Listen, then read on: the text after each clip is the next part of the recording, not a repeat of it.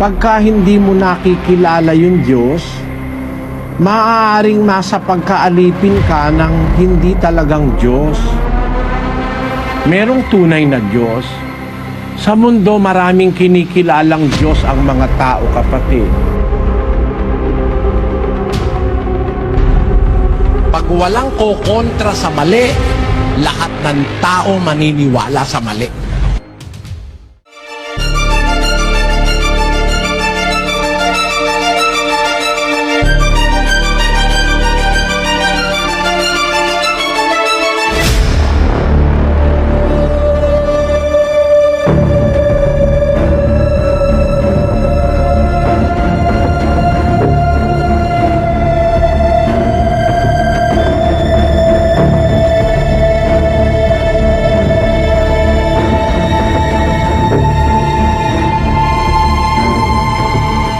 Bakit po ba magkaiba yung Diyos ng Muslim at yung Diyos ng Christian?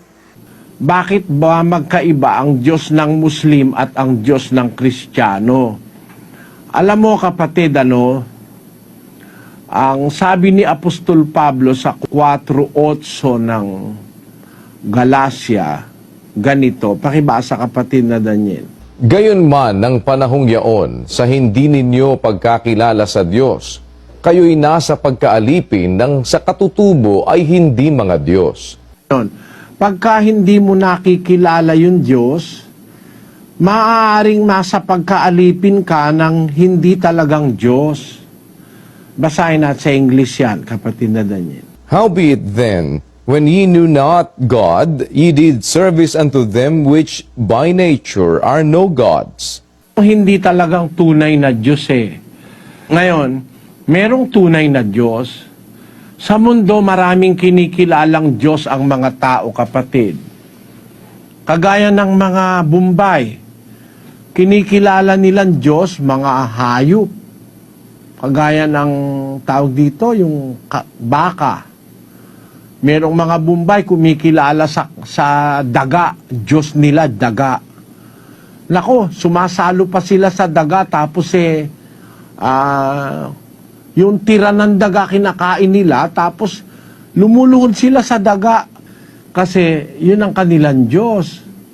May sumasamba sa hayop na mga apat ang paa, kagaya ng mga elepante, mga baka, ganun.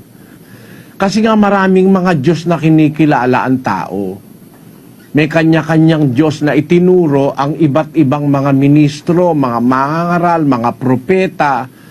Kagaya doon sa China, may mga ibang Diyos sila ron. Kagaya sa Hapon, ang Diyos naman nila si Buddha. Kung natatandaan mo yon, napapag-aralan sa high school yon. Ang Diyos ng mga Buddhist ay Buddha. Isang tao yon, Gautama ang pangalan, Gautama Buddha. Si Siddhartha Gautama Buddha, na pinanggalingan ng Buddhism, hindi alam nung mga Buddhistang iba, namatay dahil sa pagkain ng nakakalasong kabuti. Lason pala yung nakain niya. Biro mo, yung mga Buddhista, naniniwala, Diyos nila yan. Para mapaniwala mo kung Diyos ko yan, patayin mo na lang ako. Hindi ako maniniwalang Diyos yung Buddha na yan, dahil tao lang yan at namatay nga yan eh. Ngayon, ang aming Diyos may anak, kapatid. Ang anak niya ang Panginoong Hesukristo. Nakasulat sa 3:16 ng Juan. Sapagkat gayon na lamang ang pagsinta ng Diyos sa sanglibutan, na ibinigay niya ang kanyang bugtong na anak, upang ang sino mang sa kanya'y sumampalataya ay huwag mamatay, kundi magkaroon ng buhay na walang hanggan. Ayan, ang kanyang anak ay binigay niya sa lupa dahil sa kanyang pagmamahal para maligtas ang mga tao. Sino ba yung kanyang anak na ibinigay niya sa lupa na para magligtas sa mga tao? Basahin natin yung 16:16 ng Mateo. At sumagot si Simon Pedro at sinabi, "Ikaw ang Kristo, ang anak ng Diyos na buhay." Si Kristo yon, yung anak ng Diyos na buhay. Yun ang kanyang anak na ibinigay niya para magligtas ng mga tao.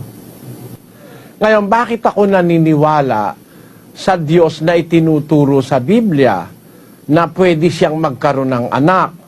Basahin natin ang katwiran sa 94:9 ng awit. Siyang lumikha ng pakinig, hindi ba siya makakarinig? Siyang lumikha ng mata, hindi ba siya makakakita? Ayan ang argumento dyan eh. Yung gumawa ng pakinig, hindi ba pwede siyang makapakinig? Yung gumawa ng mata, hindi ba siya makakakita? Ang sagot, abay, pagka makakagawa ka ng mata, makakakita ka rin. Tinan mo nga yung taong nakakakita. Nakagawa rin tayo ng mata na nakakakita. Yung camera, gawa ng tao yan. Parang mata yan, nakikita kita sa camera, nakikita mo rin ako dahil sa camera ang nakaharap sa akin. Di ba? Yung pakinig, di ba kung nakakarinig, makakagawa rin siya ng pakinig? O, tinan mo yung taong nakakarinig, naintindihan niya bakit siya nakakarinig. Nakagawa rin siya ng pakinig. Itong mic, pakinig yan eh. Yung napakinggan ng mic ko rito, binabato dyan sa inyo sa Pilipinas, naririnig nyo ako. Kaya, kung yung Diyos ay nakagawa ng pakinig, pwede ba siyang makarinig? Siyempre.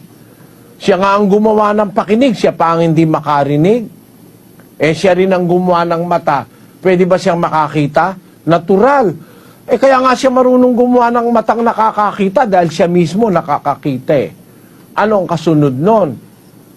Kung siyang gumawa ng bahay bata, yung bahay bata ng babae nakakapanganak, siya pa kaya hindi pwedeng manganak? Makapangyarihan siya sa lahat. Kaya naniniwala ako, ang Diyos namin may anak. I prefer to believe in the God of the Bible.